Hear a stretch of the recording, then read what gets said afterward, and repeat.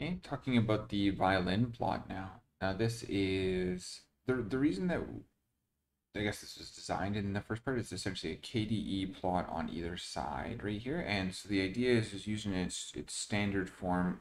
It's just duplicating both sides, and we as humans are supposed to be able to better tell, better able to see the distribution if we see kind of the parallel side of that.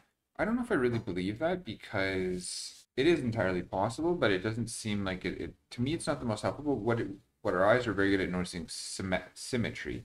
So when you have two plots on this and plotting each different classes using the hue argument, you really can notice detailed differences in those distributions because our eyes are really good at noticing symmetry or the lack of symmetry. Okay, so it's a really good plot in those senses when you really want to compare a binary distribution. You're really looking for subtle details in maybe how class is affecting those two distributions and plotting it next to each other.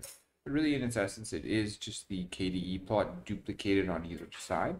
I never use it really in the standard format, but I love using it in this with the split argument. We change the hue like you see here, and every hue is representing a different class on either side.